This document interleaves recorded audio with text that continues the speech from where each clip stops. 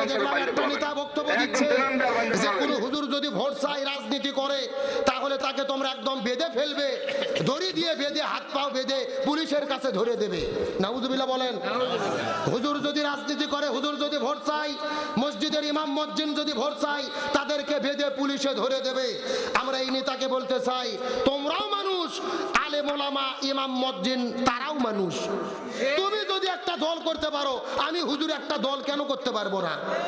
বেগম খালেদা জিয়া বলেছিল, একমাত্র পাগল ছাড়া এই পৃথিবীতে কেউ নিরপেক্ষ না।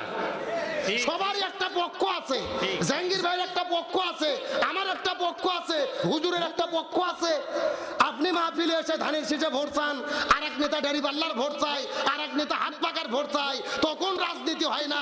আমরা কোরআনের কথা বললেই শরীরে চুলকনি শুরু হয়। তাহলে আপনি যদি রাজনীতি করতে পারেন, আমরা হুজুররা কেন রাজনীতি করতে পারবো না? আমরা আলেম হয়েছি, ইমাম মুয়াজ্জিন হয়েছি দেখে কি আপনাদের কাছে আমাদের স্বাধীনতা বিক্রি করে খাইছি নাকি?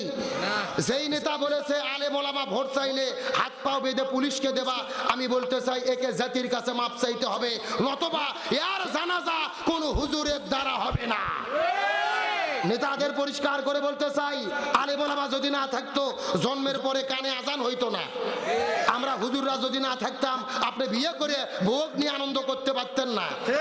আবার আপনারা মরে যাওয়ার পরে আমরা ছাড়া আপনাদের জানাজা হবে না। জানাজা কে পড়াবে? আপনারা যেই দল করেন সেই দলের নেতা সূরা ফাতিহা পড়বে দিলে 6 বার প্রসব করবে, দাঁত ভাঙবে 12 বার।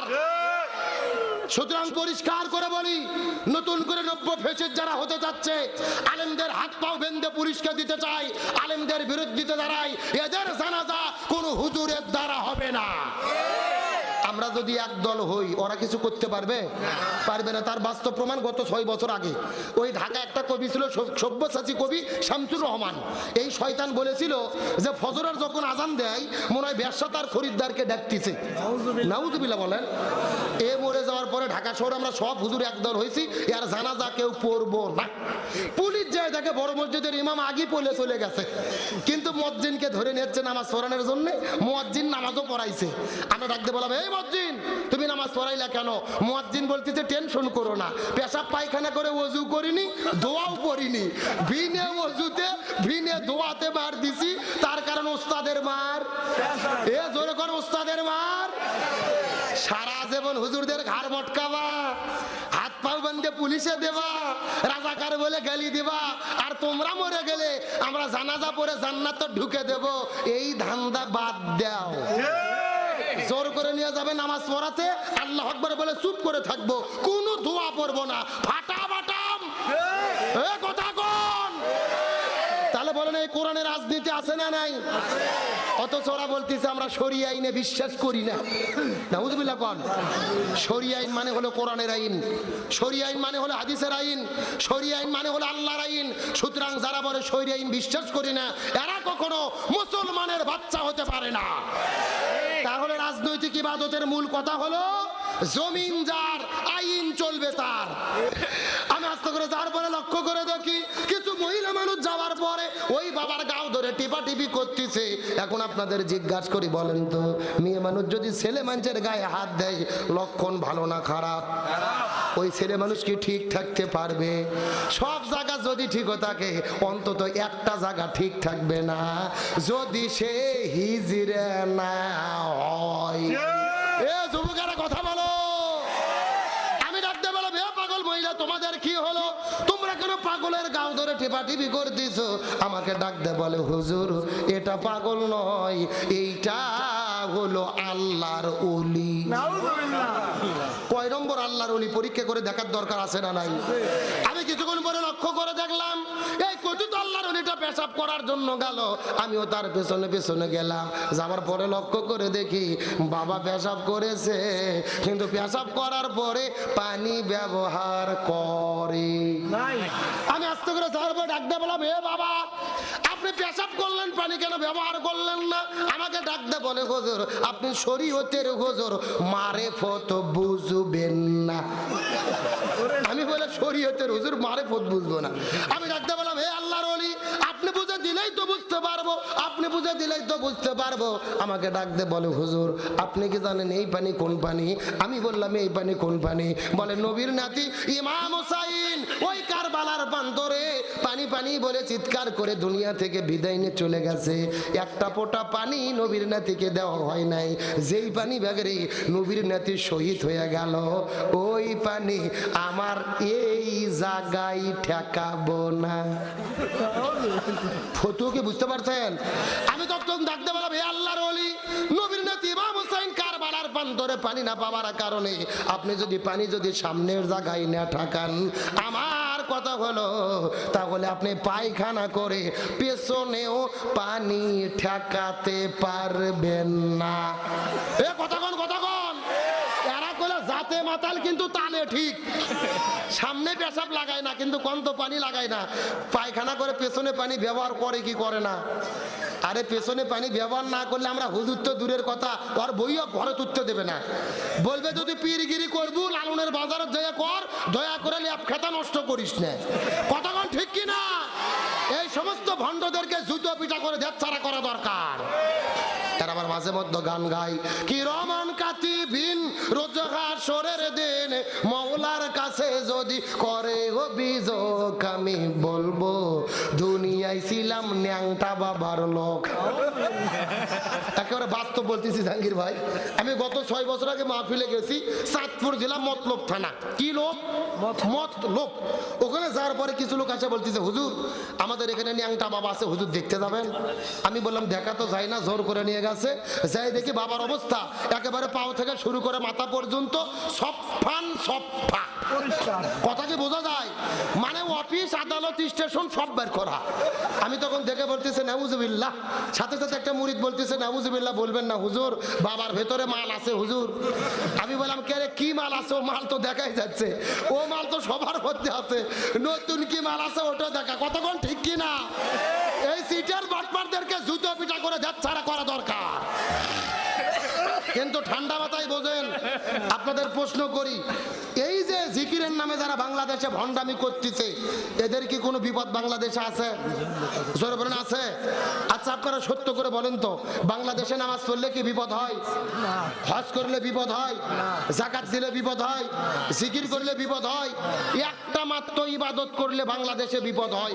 আপনারা বলতে পারবেন ওই ইবাদতের নাম কি? কোরআন দিয়ে রাজনীতি। গভীর মনোযোগ ভালো করে বোঝার চেষ্টা করেন। এই দেশে নামাজ পড়লে বিপদ হয় না, হজ করলে বিপদ হয় না, যাকাত দিলে বিপদ হয় না, জিকির করলে বিপদ হয় না। এই দেশের ভেতরে তারাই বিপদের মধ্যে পড়েছে যারা জমিনের ভেতরে কোরআন বিজয়ের আন্দোলন করেছে। আর ইহাকেই রাজনৈতিক ইবাদত বলা হয়। ভালো করে লক্ষ্য করেন, আমাদের নবীজি রমজান মাসে 16 দিন রোজা রেখেছে। জোরে বলেন কয় দিন? 17ই রমজান সকালবেলা নবীজি রোজা ভেঙে ফেললেন, খেজুর খাইলেন, পানি খাইলেন। সাহাবীদেরকে বললেন তোমরা রোজা ভেঙে ফেলো। সাহাবীরা বলতেছে ইয়া রাসূলুল্লাহ এটা কেমন কথা বললেন? আপনি না 3 দিন আগে ওয়াজ করলেন একটা রোজার এত দাম, ইচ্ছা করে যদি কেউ একটা রোজা ছেড়ে দেয় লাগাতার 60টা রোজা রাখতে হবে, আবার যদি একটা রোজা ছেড়ে দেয় আবার লাগাতার 60টা রোজা রাখতে হবে। আপনি কেন রোজা ছাড়তে বললেন? রাসূল বলতেছে বেশি বোঝার চেষ্টা করো না। ওয়ামা আতাকুমুর রাসূলু ফাকুযু ওয়ামা নাহাকুম আনহু ফান্তাহু। আমি নবী যা বলি তা তোমরা করো, যা করতে নিষেধ করি তা থেকে দূরে থাকো। আবু জেহেল মদিনে আক্রমণ করেছে, আর বসে থাকা যাবে না। এখন আবু জেহেলের মোকাবেলা করতে হবে। তার মানে বোঝা গেল রোজা রাখা ইবাদত, তবে রোজার চাইতে বড় ইবাদত হলো এই জমিনে কোরআন বিজয়ের জন্য জালেমের জুলুমের মোকাবেলা করা। আমার বন্ধুগণ মুসলমান ভাইরা গভীর মনোযোগ লক্ষ্য করুন। কোন দিকে নজর নাই, কোন দিকে তাকাতাকি নাই। রাত গভীর হয়ে গেছে, বেশি আলোচনা আপনাদের মধ্যে করতে পারবো না।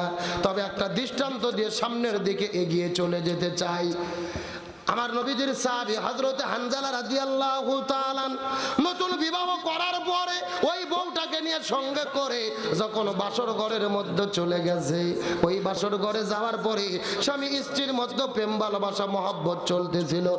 কিসের গুদুর গুদুর গল্প হয় না, কারু কোনো কথা বলা যাবে না। তাকবীর দেওয়ার সময় দেবেন, কিন্তু কথা বলা যাবে চুপচাপ। এ গভীর মনোযোগ লক্ষ্য করে বোঝার চেষ্টা করেন।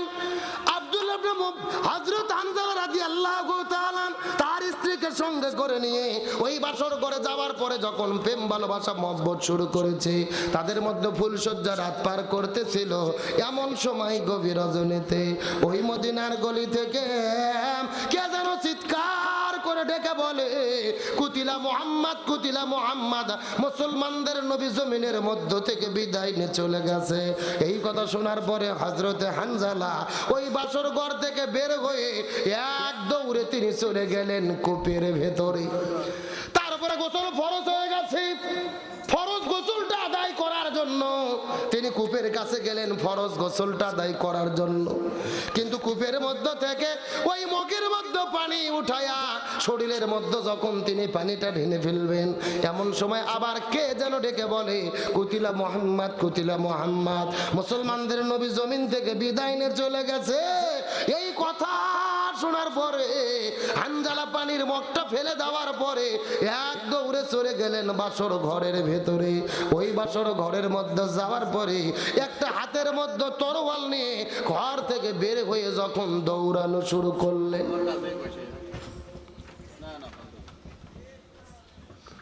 পিছন দিক থেকে তার স্ত্রী হাতটা টেনে ধরেছেন। হানজালা ডাকতে বলে, বিবি আর বাসর ঘরে সময় কাটানো যাবে না, মুসলমানদের নবীকে জমিন থেকে বিদায় করে দেওয়া হয়েছে। হানজালাকে স্ত্রী ডাকতে বলে, স্বামী আপনি উহুদের ময়দানে যাবেন, যুদ্ধ করবেন, আমার কোনো আপত্তি নাই, কিন্তু আপনার তো ফরজ গোসল বাকি আছে। আপনি গোসল বাকি রেখে কিভাবে আপনি যুদ্ধের ময়দানে চলে যাবেন? আপনি আগে গোসল করেন, এই ফরজ গোসলটা আদায় করার পরে উহুদের ময়দানে আপনি যুদ্ধ করতে যান, আমার কোনো আপত্তি নাই। হানজালা ডাক দে বলে, বিবি রে, আমি যদি এখন গোসল করা শুরু করে দেই, মুসলমানদের নবী উহুদের প্রান্তরে যদি শাহাদাত বরণ করে বিদায় নিয়ে চলে যায়, আল্লাহ যদি হাসরের ময়দানে আমার কাছে জিজ্ঞেস করে বলে, এ হানজালা, মুসলমানদের নবী উহুদের প্রান্তরে শাহাদাত বরণ করলো, আর তুমি বাসর ঘরের ভেতরে কেমন করে সময় পার করলি, আমি তখন আল্লাহর কাছে কেমন করে জবাব দেব? মুসলমানদের নবী যদি বিদায় নিয়ে চলে যায় আর হাসরের ময়দানে আল্লাহ যদি আমার কাছে জিজ্ঞেস করে বলে, হানজালা, মুসলমানদের নবী বিদায় নিয়ে চলে গেল, তুমি কেমন করে